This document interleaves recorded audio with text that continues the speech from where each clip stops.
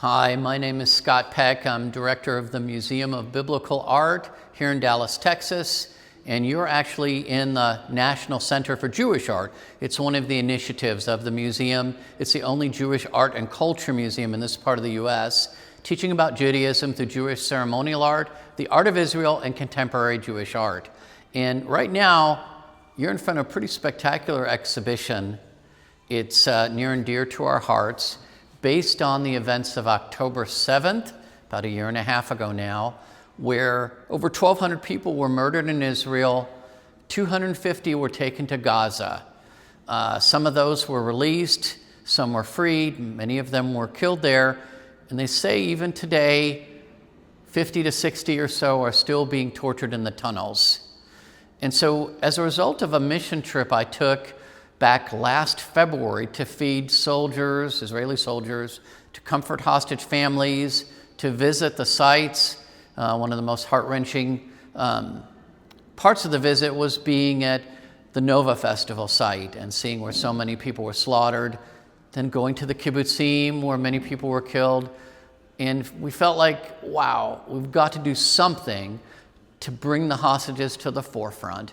And so together with 7 women artists, one key artist who was originally in Dallas, Nancy Gordon, who was head of the Hadassah Fund here.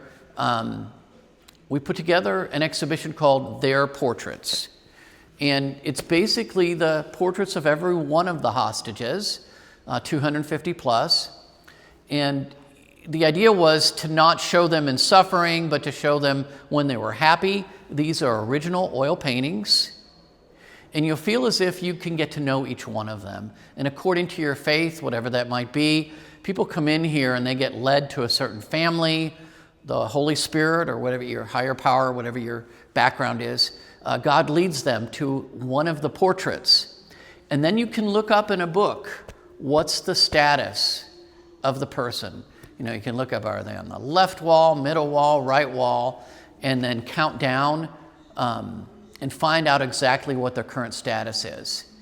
And then as a result, you can respond, and this is a participatory exhibition.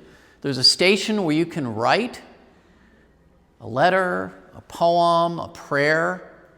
There's also an art station where you can actually create a work of art.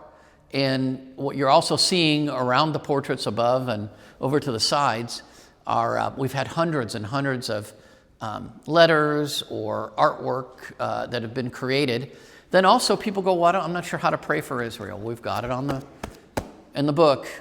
Here's a guide that can help you, even to pray in Hebrew, where even if you don't know Hebrew, it's transliterated and can say a special prayer in Hebrew for Israel. Also, people go, well, I don't know how to pray for the hostages.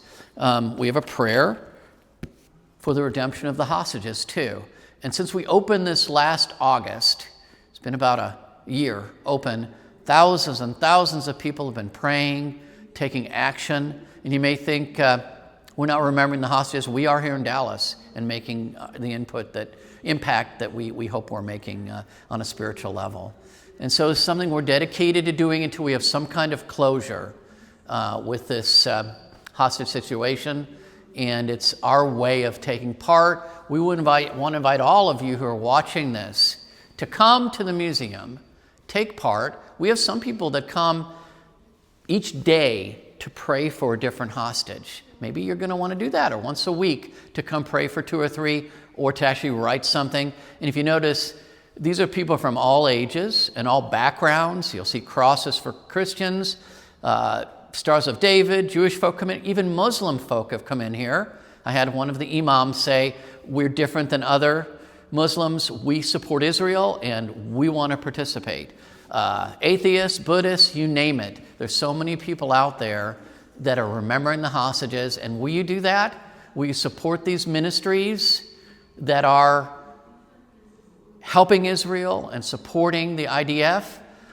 Take your part. But this is one way, besides financially support these other ministries, and then remember these folks in your prayers. So we thank you for taking part.